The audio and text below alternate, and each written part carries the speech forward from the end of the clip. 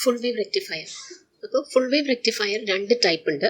Centre tap റെക്ടിഫയറും bridge റെക്ടിഫയറും.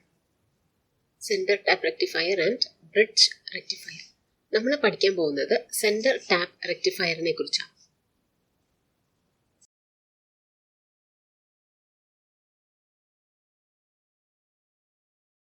So, center tap rectifier in a construction, it consists of a transformer, 2 diodes and a load resistor.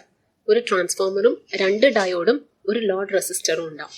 അപ്പോൾ ഇത് അതിൻ്റെ circuit diagram വരയ്ക്കുകയാണെങ്കിൽ ഒരു ട്രാൻസ്ഫോമറിൻ്റെ പ്രൈമറിയിലേക്ക് AC input source connect ചെയ്തിട്ടുണ്ടാവും.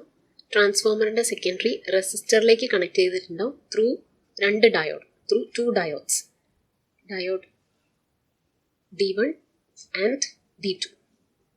Now ഇതിൻ്റെ ഈ പോയിന്റിൽ നിന്ന് നമുക്കൊരു റെസിസ്റ്ററിനെ കണക്ട് ചെയ്യാം. ഇതാണ് എക്സ്റ്റേണൽ ലോഡ് റെസിസ്റ്റർ. ഇതിനെ ട്രാൻസ്ഫോമറിൻ്റെ സെൻറ്ററിലേക്ക് കണക്ട് ചെയ്യും. ഇതാണ് external resistor. Now input AC signal is applied to the primary of the transformer. അപ്പോൾ ഇത് AC ഇൻപുട്ട് സിഗ്നൽ, ഇതാണ് പ്രൈമറി ഓഫ് ട്രാൻസ്ഫോമർ. ഇത് secondary of transformer. Secondary is connected to D1 and D2. ഇനി output is taken across R. ഇവിടെയാണ് output എടുക്കുക, ഈ റെസിസ്റ്ററിനെ cross ആയിട്ട്. Now ഇതാണ് ഫുൾ വേവ് റെക്ടിഫയറിൻ്റെ വർക്കിംഗ്. സോ ഞാനിത് ആദ്യം എക്സ്പ്ലെയിൻ ചെയ്യാം. Working of full wave rectifier.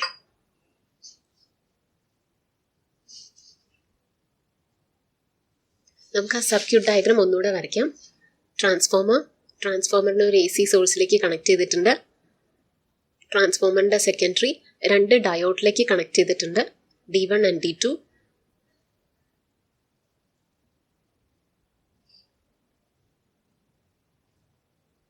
ഇനി ആ സെൻട്രൽ റെസിസ്റ്ററിനെ ഞാൻ ഇങ്ങനെ വരയ്ക്കുകയാണ്. എക്സ്പ്ലെയിൻ ചെയ്യാനുള്ള എളുപ്പത്തിന് ഇങ്ങനെ വരയ്ക്കാം. മറ്റേ രീതിയിൽ വരച്ചാലും കറക്റ്റാണ്. നിങ്ങളുടെ ടെക്സ്റ്റ് ബുക്കിൽ അതായിരിക്കും വരച്ചിട്ടുണ്ടാവുക. ഇനി ഇത് ഡയോഡ് D1, ഇത് ഡയോഡ് D2. നമുക്ക് ഈ പോയിന്റ്സിനൊക്കെ പേര് കൊടുക്കാം. ഇത് A, ഇത് പോയിന്റ് B, ഇത് C, ഇത് D, ഇത് എക്സ്റ്റേണൽ റെസിസ്റ്റർ R, ഇത് E, പോയിന്റ് E, ഇത് F, ഇത് AC ഇൻപുട്ട്.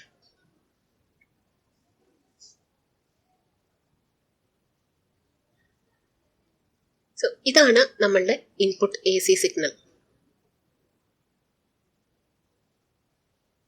ഇത് അപ്പോൾ ഇൻപുട്ട് AC സിഗ്നൽ എന്ന് പറഞ്ഞാൽ നമ്മൾ കൊടുക്കുന്നത് ഓൾട്ടർനേറ്റിംഗ് കറണ്ട്.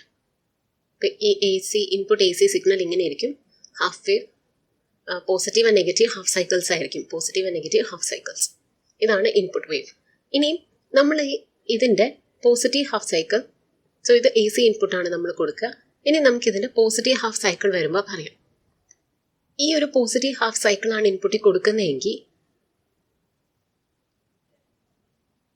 ഇവിടെ ഒരു പോസിറ്റീവ് ഹാഫ് സൈക്കിളാണ് ഇൻപുട്ടിൽ കൊടുക്കുന്നതെങ്കിൽ അപ്പോൾ ഇതിവിടെ എത്തുമ്പോൾ ഈ എൻഡ് പോസിറ്റീവ് ആവും, ഈ എൻഡ് നെഗറ്റീവ് ആവും.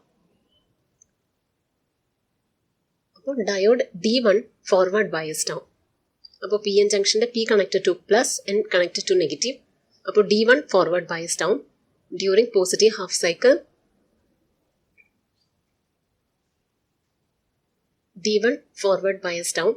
ഡയോഡ് D1 ഫോർവേഡ് ബയസ്ഡും ഡയോഡ് D2 റിവേഴ്സ് ബയസ്ഡും ആവും.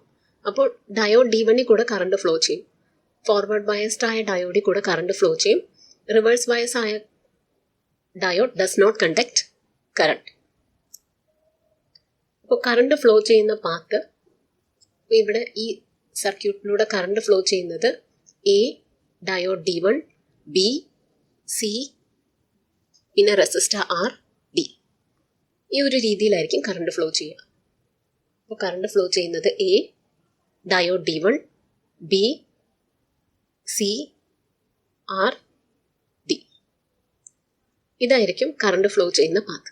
സോ നമുക്ക് ഔട്ട്പുട്ടിൽ, അതായത് ഈ റെസിസ്റ്ററിന് അക്രോസ് ആയിട്ട് കറണ്ട് ഫ്ലോ ചെയ്യും. അപ്പം നമുക്ക് ഔട്ട്പുട്ട് കിട്ടും. അപ്പോൾ പോസിറ്റീവ് ഹാഫ് സൈക്കിൾ കൊടുക്കുമ്പോൾ നമുക്ക് ഔട്ട്പുട്ട് കിട്ടും. ഇനി നെഗറ്റീവ് ഹാഫ് സൈക്കിൾ കൊടുക്കുമ്പോൾ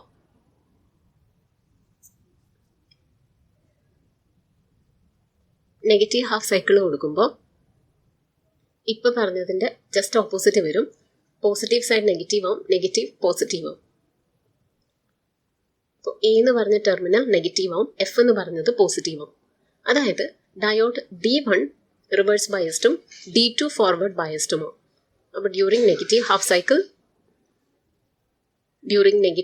സൈക്കിൾ D1 റിവേഴ്സ് ബയസ്ഡ് ആവും, it does not conduct, and D2 forward biased ആവും, it starts conducting. So D1 does not conduct, reverse biased ആണ്, കറണ്ട് കണ്ടക്ട് ചെയ്യില്ല. D2 forward biased ആണ്, current conduct ചെയ്യും. അപ്പോൾ current flow ചെയ്യുന്നത് എഫിൽ നിന്ന് സ്റ്റാർട്ട് ചെയ്യും. F D2 E C R resistor R D ഈ പാത്തിലായിരിക്കും കറണ്ട് ഫ്ലോ ചെയ്യുക. അപ്പോൾ നേരത്തെ പറഞ്ഞ ഡയോഡ് D1 കൂടെ കറണ്ട് ഫ്ലോ ചെയ്യില്ല, പകരം ഇപ്പോൾ D2 കൂടെ ആയിരിക്കും കറണ്ട് ഫ്ലോ ചെയ്യുക. അപ്പോൾ കറണ്ടിൻ്റെ path FD2 E C R D. അപ്പോൾ ഈ രണ്ട് കേസിലും റെസിസ്റ്ററിൽ കൂടെ കറണ്ട് ഫ്ലോ ചെയ്യുന്നുണ്ട്. അതുകൊണ്ട് രണ്ട് കേസിലും നമുക്ക് ഔട്ട്പുട്ട് കിട്ടും. നമുക്ക് റെസിസ്റ്ററിന് അക്രോസ് ആയിട്ട് ഔട്ട്പുട്ട് കിട്ടും. സോ ഈ കേസിലും ഔട്ട്പുട്ട് കിട്ടും. അപ്പോൾ നെഗറ്റീവ് ഹാഫ് സൈക്കിളിനും ഔട്ട്പുട്ട് കിട്ടി. ഇനി അടുത്ത പോസിറ്റീവ് ഹാഫ് സൈക്കിൾ വരുമ്പോഴും നമുക്ക് ഔട്ട്പുട്ട് കിട്ടും. ഫസ്റ്റ് കേസാണ്, അതായത് D1 ഫോർവേഡ് ബയസ്ഡും D2 റിവേഴ്സ് ബയസ്ഡും.